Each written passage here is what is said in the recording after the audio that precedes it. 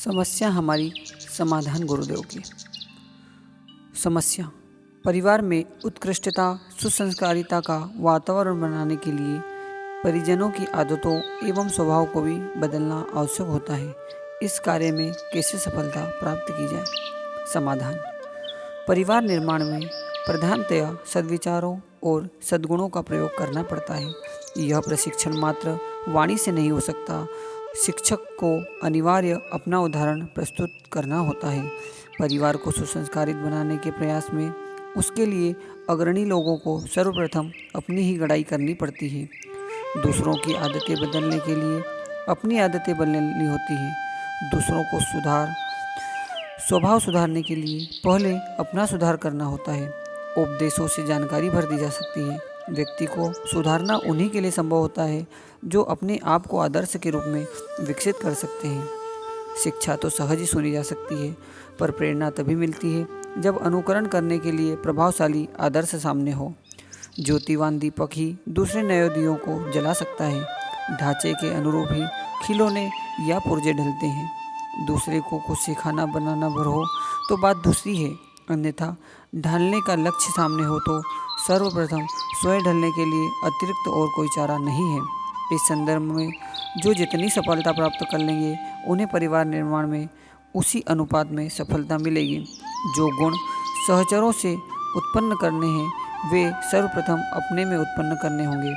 अनुकरणीय मनुष्य प्राणी जो कुछ समझता है उसमें तो शिक्षकों के परिश्रम का प्रतिफल माना जाता है, पर जो बनता है उसमें प्रायः उन्हीं के चरित्रों का योगदान होता है जो साथ रहते हैं और प्रभावित करते हैं।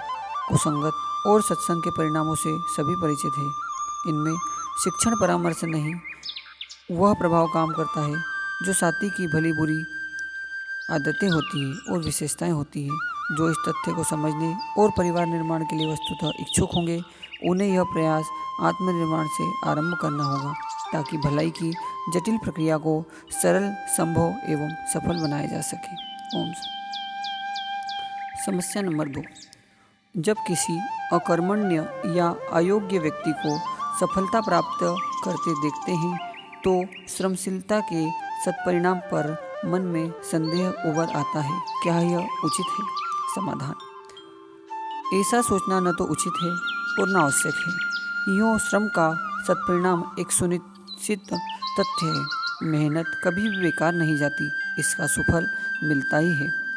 श्रमशीलता की योग्यता, प्रतिभा, क्षमता एवं सूझबूझ पर निरंतर बढ़ती ही जाती है और उसका लाभ प्रकारांतर से मिलता ही है। इतना होते हुए भी अपवादों की कमी नहीं रहती। पुरुषार्थियों को सफलता और आलसियों को आकस्मिक लाभ की घटनाएं घटित होती रहती है। अकर्मण्य लोग आकस्मिक सुयोग किसी प्रकार प्राप्त भी कर ले तो देर तक उनका लाभ नहीं उठा सकते। क्षमता पर ही स्थिरता अवलंबित है। अयोग्य व्यक्ति जब कार्य क्षेत्र में उतरते हैं तो खोटे सिक्के की तरह फेंक दिए जाते हैं।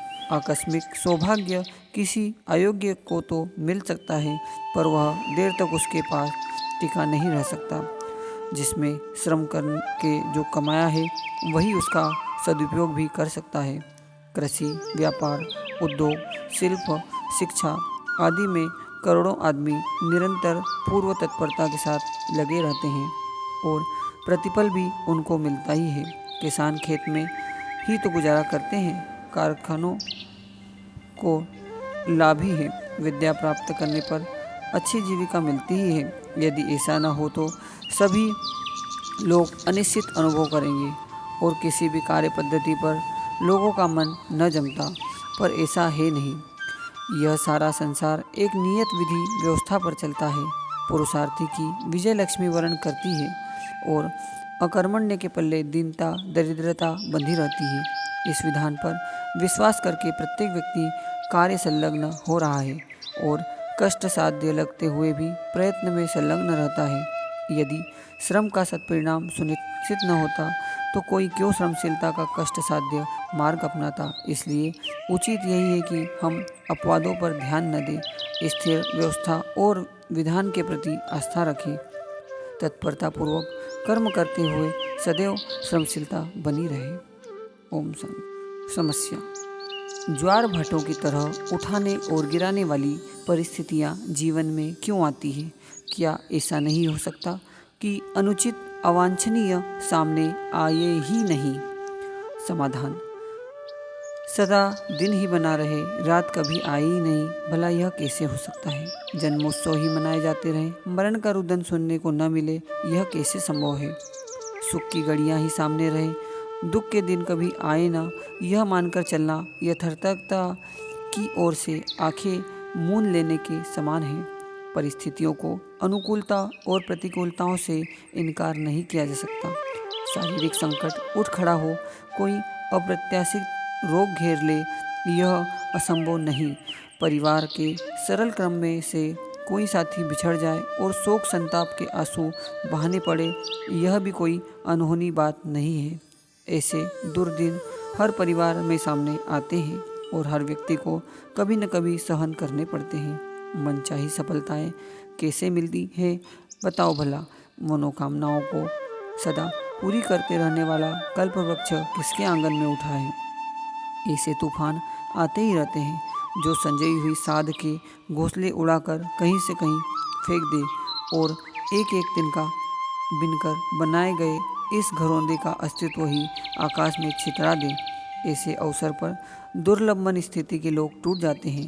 बुद्धिमान वे हैं जो सुखद परिस्थितियों का समुचित लाभ उठाते हैं और दुख की घड़ी आने पर उसका सामना करते हैं। अपना शौर्य और साधन इकट्ठा करते हैं। नियति क्रम से हर वस्तु का, हर व्यक्ति का अवसान होता है। मनोरथ और प्रयास भी सर्वदा सफल कहाँ होते हैं।